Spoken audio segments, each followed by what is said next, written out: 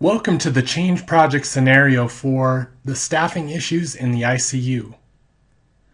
Within this introduction, we'll be discussing resources in the situation room, along with the details of the scenario you've chosen.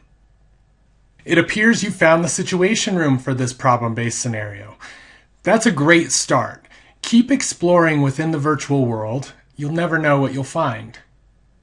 This situation room was created to house resources to assist you with your change project. Make sure that you access all of these resources, as they will really assist you in understanding the problem and developing a solution. Well, if you're watching this, then I think I can assume that you've found the presentation board within our situation room. You will notice the yellow arrows around the room. Those indicate resources that you have the ability to interact with. Again, exploration is necessary to make the most of this activity. To assist you with the research that may be required to evaluate your problem and find a solution, we have created an extensive list of web resources that can assist you. Explore several of these sites, as they all contribute to this problem-based scenario in a different way.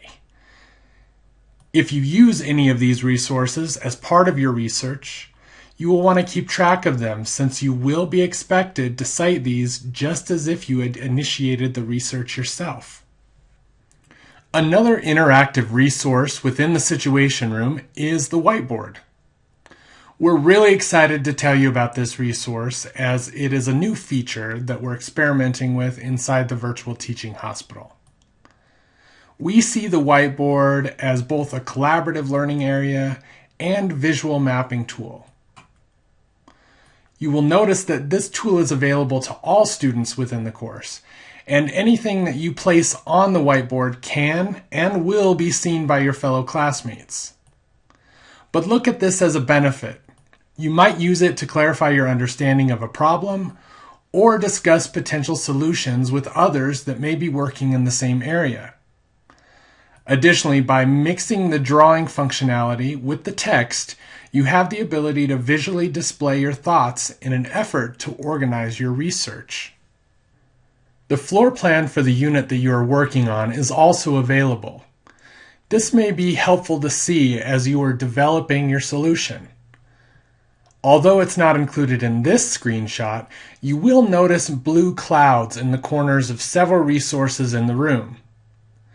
These allow you to open the document in a separate window.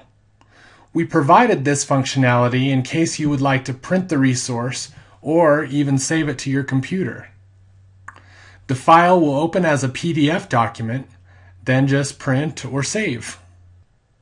So let's get to your scenario. You are the lead nurse that works in the ICU. Your coworkers see you as a leader, and they come to you for guidance with patient care issues, and also just seem to talk to you about their frustrations and concerns. So basically, you're everybody's go-to person, which can be both rewarding and taxing. Your unit has a total of 10 single-bed rooms. One of those rooms is an isolation room. Also, assume a 2-to-1 patient-to-nurse ratio. You've arrived at work for your busy Saturday day shift as the lead nurse in the ICU. When you arrive, you encounter a recommendation that you use the new Acuity tool in making staff assignments for this shift. Besides the aide and the residency RN that you have, today's 2 RNs have varying experience levels.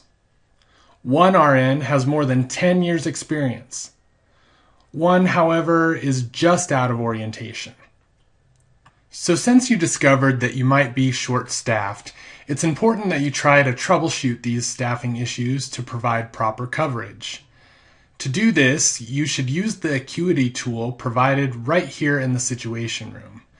And you can find that to the right of the whiteboard within the supplementary materials. Remember, you are working a weekend day shift in an early day in winter with less than favorable weather. The regular intensivists are short-staffed. There is a locum tenens on for the weekend. The house float RN is able to assist, but unfortunately unable to take any kind of patient load. Flu season just started. This makes everyone busier than usual. Not to mention, there's been some nasty weather over the past couple of days, which has drastically increased the amount of trauma calls that we receive. Also, your nurses seem to be experiencing emotional fatigue related to heavy patient cares.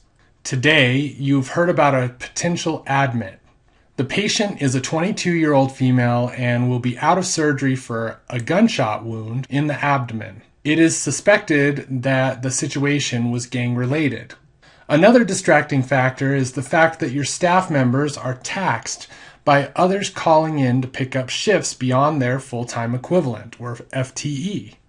The unit staff, intensivists, respiratory therapy, and, of course, the patients are all involved in this issue. Staffing has been under control until recently. The current issues are the result of a recent retirement and the loss of staff. In an attempt to overcome this, the ICU recently started a new nurse residency program to rebuild the core staff.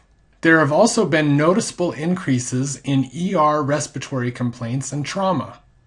The nurses that you currently have are aging.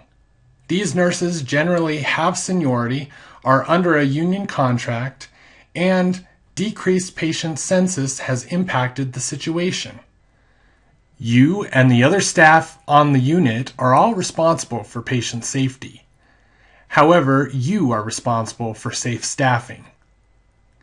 As you are troubleshooting, you may want to consider the amount of time staff members spend on answering calls around the staffing issues, whether it's people calling in sick or checking for additional shifts.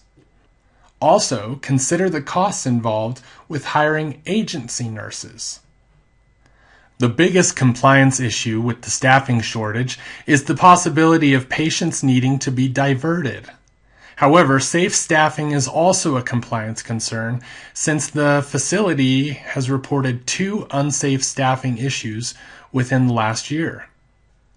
As always, you will want to consider possible issues around infection control.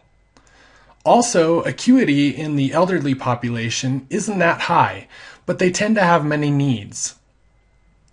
Team morale and cohesiveness should also be solutions to look for. We have also included some really important supplementary materials that you will need to review. Among those, you will find acuity tools, a detailed patient summary, along with room assignments for each. These materials can be found to the left of the whiteboard, right here in the situation room. Your ultimate objective is to solve the problem for today, but also think about some permanent strategies that you can put into place. You really have a lot to do. I better let you get to work. Good luck.